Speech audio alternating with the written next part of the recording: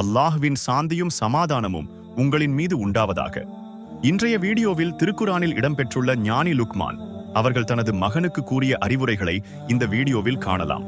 இந்த உண்மை சம்பவம் திருக்குரானில் கூறப்பட்டுள்ளதாகும். அனைவரும் இறுதி வரை இந்த வீடியோ பார்த்து பயன்பெறுங்கள்.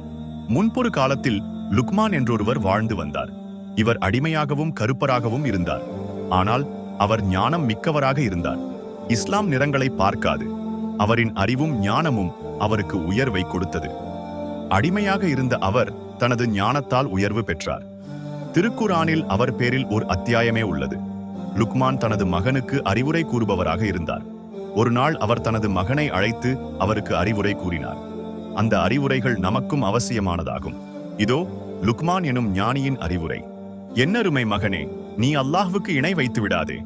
இணை வைத்தல் என்பது அல்லாஹ்வுக்கு அடியான் செய்யும் மிக பெரும் அநியாயமாகும். பெற்றோருடன் நல்ல முறையில் நடந்து கொள்.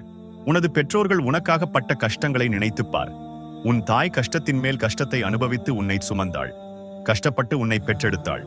அதன் பின்னும் 2 வருடங்கள் உனக்கு பாலூட்டினாள். எனவே அல்லாஹ்வுக்கும் நன்றியுடையவனாக இரு. உன் பெற்றோருக்கும் நன்றி செலுத்துபவனாக இரு. என்னருமை மகனே, நீ செய்வது கடுகை போன்ற சிறிய செயலாக இருந்தாலும் அல்லாஹ் அதை கொண்டு வருவான்.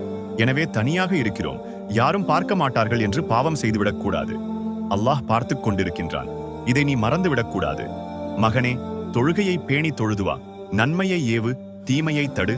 இதனால் ஏற்படும் இன்னல்களை பொறுத்துக்கொள். இதில் நீ பின்வாங்காதே. நீ பூமியில் ஆணவத்துடன் நடக்காதே. மக்களில் பலவீனமானவர்களை கண்டால் அவர்களை விட்டும் உன் முகத்தை திருப்பிவிடாதே. அல்லாஹ் பெருமை பிடித்தவர்களை விரும்புவதில்லை. மக்களுடன் சராசரியாக சாமானியமாக பழக வேண்டும். நீ நடந்தால் அந்த நடை நடுநிலையாக இருக்க வேண்டும். பிறருடன் பேசும்போது சப்தத்தை உயர்த்தி பேச வேண்டாம். கழுதை கத்துவதைப் போல் கத்த வேண்டாம். கழுதையின் சப்தம் யாருக்கும் பிடிக்காதல்லவா?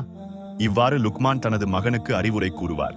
லுக்மான் கூறிய அறிவுரை அவருடைய மகனுக்கு மட்டும் உரியது அல்ல, அது எமக்கும் உரியதுதான். எனவே லுக்மான் கூறிய உபதேசத்தை நாமும் எமது வாழ்வில் கடைபிடிக்க வேண்டும்.